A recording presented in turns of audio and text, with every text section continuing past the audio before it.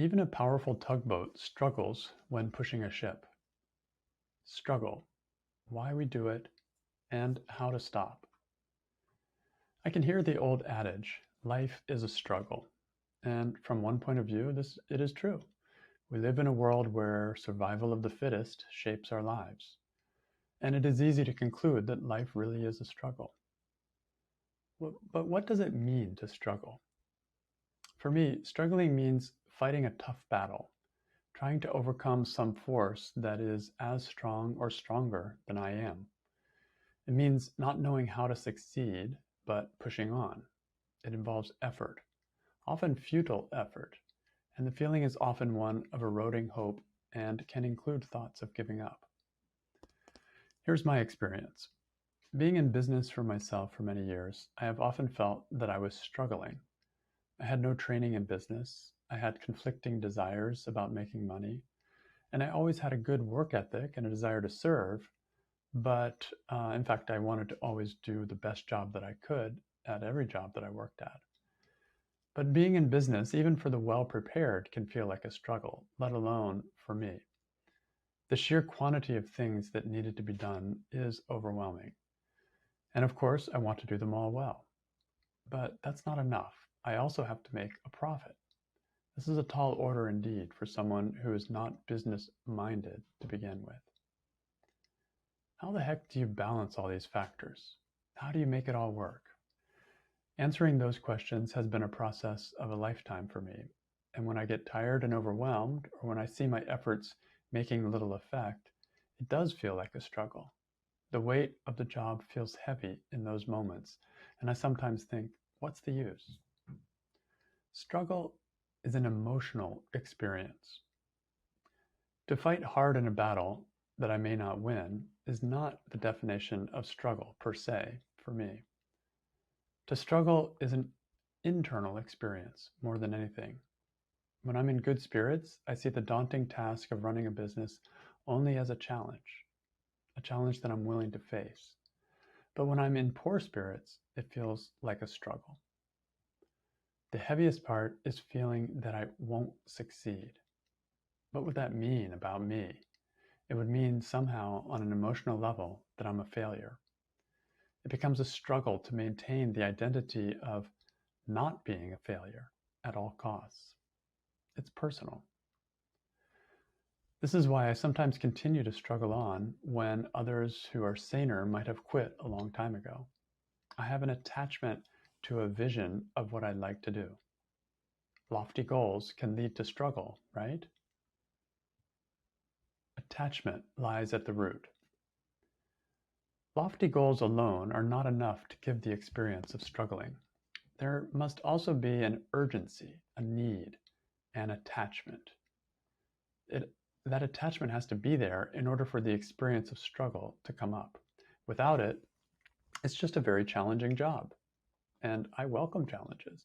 I like them actually. I love to do big things. I like to do things I've never done before. I like to learn. But the moment the attachment comes back in and I think, I need to get this done as soon as possible, the whole thing becomes a struggle. Impatience replaces a love of learning, and energy feels like a limited resource. I have to get there before I run out of energy. That's the feeling of struggle. The reason I struggle when I do is simply because I'm overly attached to getting where I want to go. I'm attached to winning.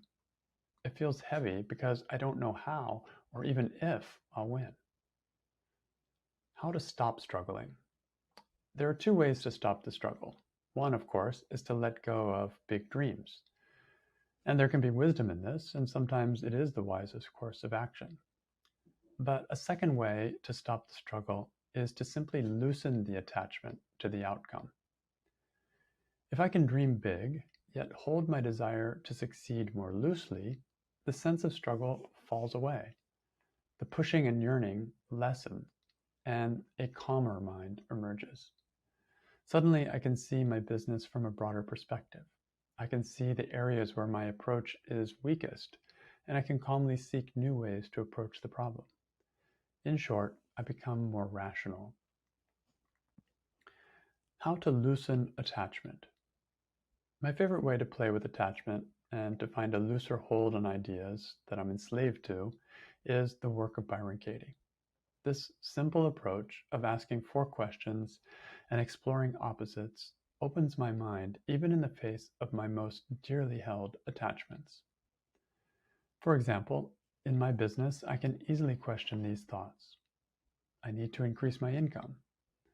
I want to have 300 people in Inquiry Circle. I need a more user-friendly software app for Inquiry Circle. I want to design more courses.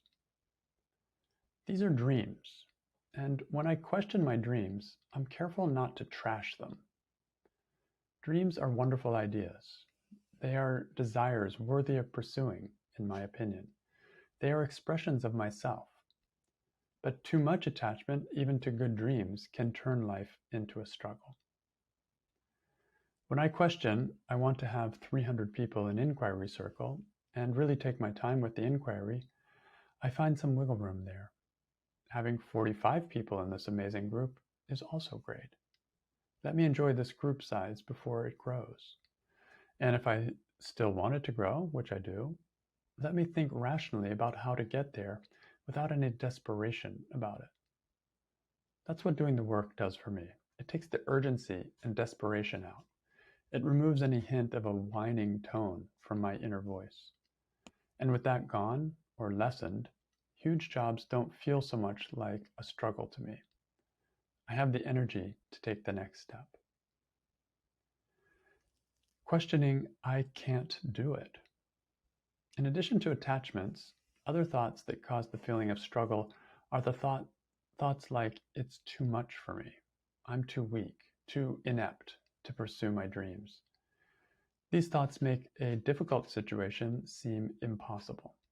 But these thoughts too can be questioned. For example, I don't have a business mind.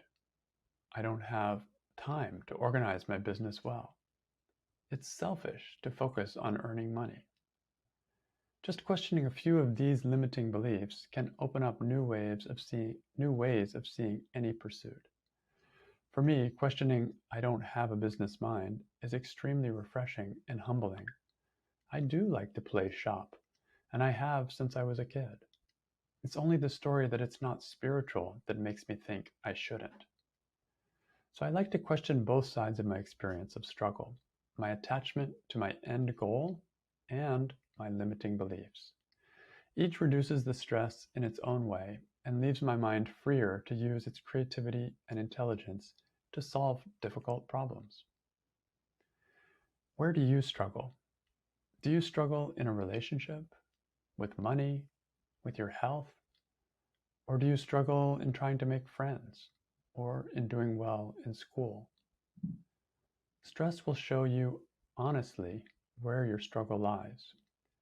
If you listen and question both your attachments and your limiting beliefs, you may find yourself doing impossible things without feeling like it's actually a struggle. And a quote from Byron Katie's book, Question Your Thinking, Change the World. Once you have inquiry, you can be as ambitious as you want in your job. You can shoot for the moon because you can no longer fail. You realize that the worst that can happen is a concept.